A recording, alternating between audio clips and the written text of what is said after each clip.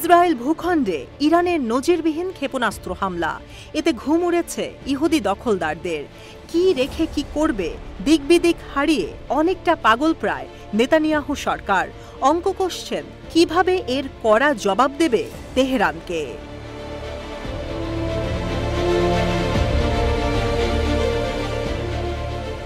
Israel সরকার দিশা হারালেও পরিকল্পিতভাবেই এগুচ্ছে মুসলিমদের কাণ্ডারি Iran, যারা প্রস্তুত ইসরায়েল ও পশ্চিমাদের দাঁত ভাঙা জবাব দিতে।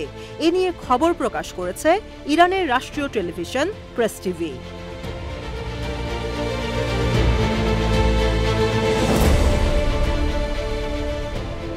খবরে বলা হয়, ইরানের নতুন জেনারেশনের ক্ষেপণাস্ত্র দেখে চোখ কপালে উঠবে গোটা বিশ্বের।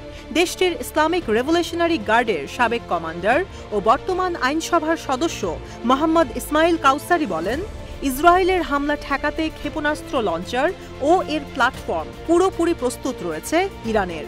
প্রয়োজনে যে কোনো সময় পূর্ণ উদ্যমে মাঠে নামবে তারা।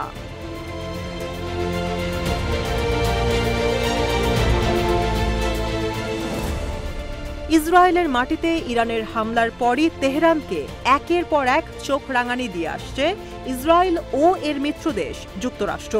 এমন প্রেক্ষাপটে নিজেদের সক্ষমতার কথা মনে করিয়ে দিতেই হুঙ্কার তোলেন সাবেক এই কমান্ডার।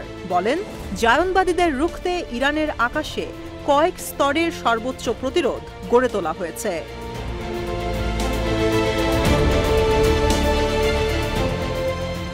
তিনি আরও বলেন, এখনও ইরানের অনেক ক্ষেপণাস্ত্র প্ল্যাটফর্মের কাজ শুরু করেনি।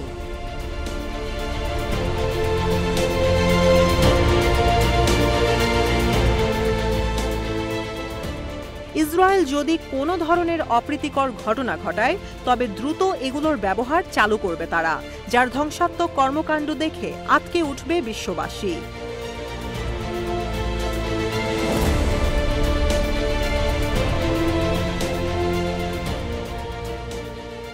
যদিও বসে নেই ইসরায়েলও, তারাও ইরানের হামলার শোধ নিতে এরই মধ্যে গাজা, লেবানন ও সিরিয়ায় হামলা চালাচ্ছে। শুধু তাই নয়, প্রতিহিংসার ক্ষোভ ছড়িয়েছে খোদ জাতিসংঘেও।